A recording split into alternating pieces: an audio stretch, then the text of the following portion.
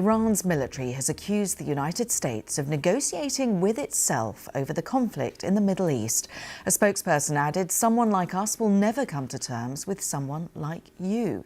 Well, President Trump insists his administration is talking to the right people in Iran and that they badly want a deal to end the war. Well, Mr. Trump also claimed he had been given a great prize by Iranian negotiators, adding it was related to oil and gas and the Strait of Hormuz.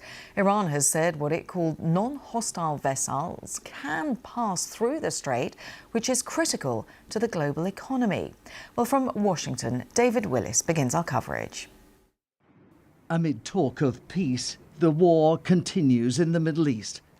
But reports suggest the Trump administration has come up with a 15-point plan aimed at ending the fighting and that negotiations are already underway.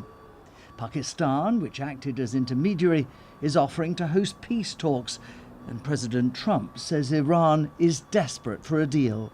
They have no Navy left, they have no Air Force left, they have no anti-aircraft equipment left, no radar left, no leaders left.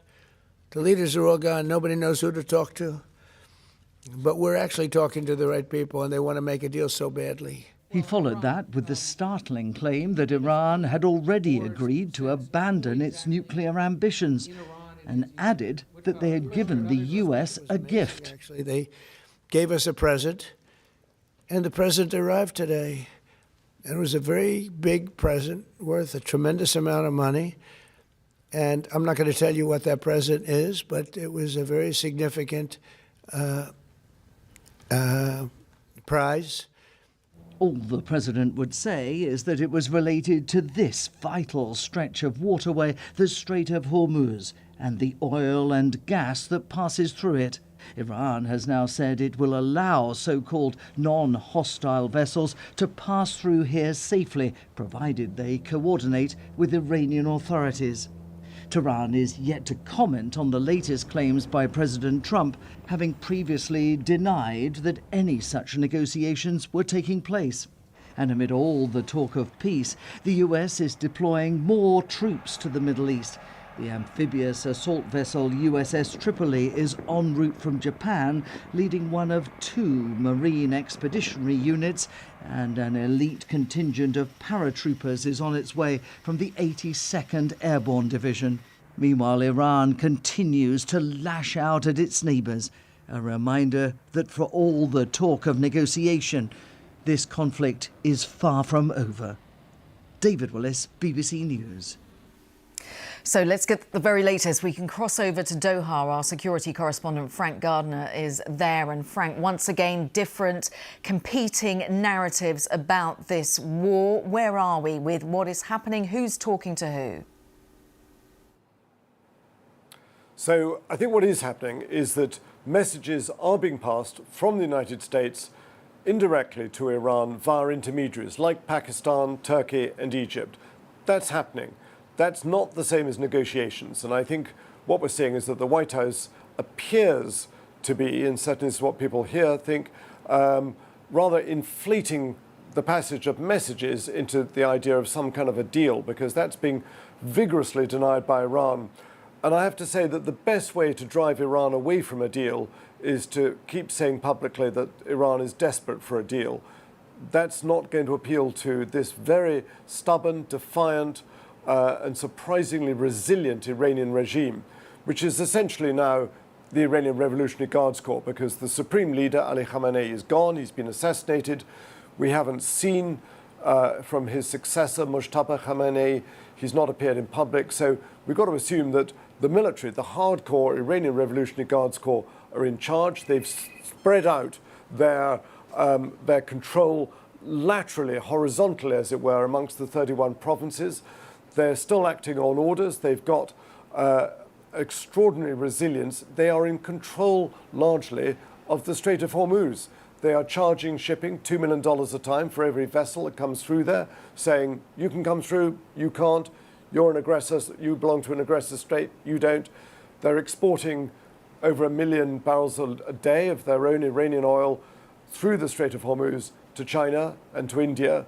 Well, Gulf Arab states' oil and gas is sitting idle here on this side of the Gulf. It's a terrible situation for the Arab Gulf states.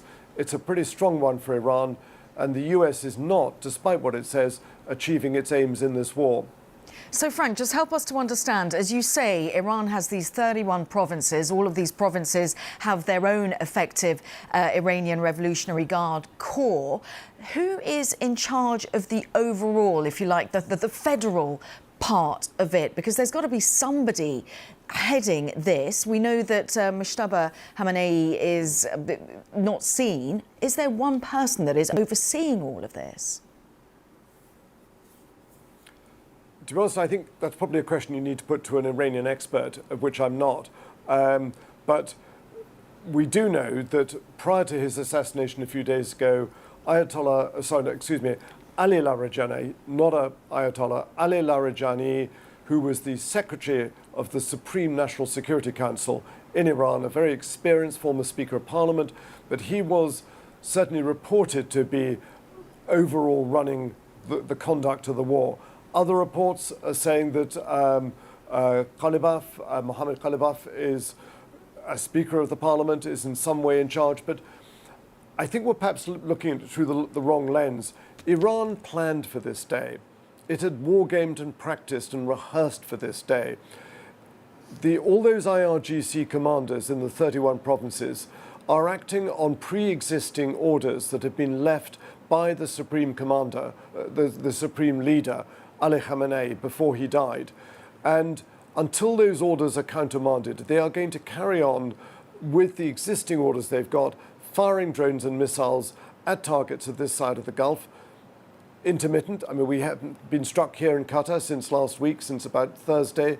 But other states, Kuwait, Saudi Arabia, Bahrain, and the Emirates are being hit.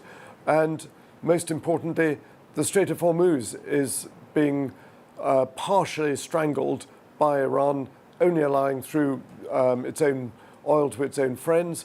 And as I say, that is giving an enormous amount of strategic power to what's left of this regime. So the power is spread out horizontally rather than vertically before. Frank, as always, really good to get your analysis. Frank Gardner there joining us from Doha.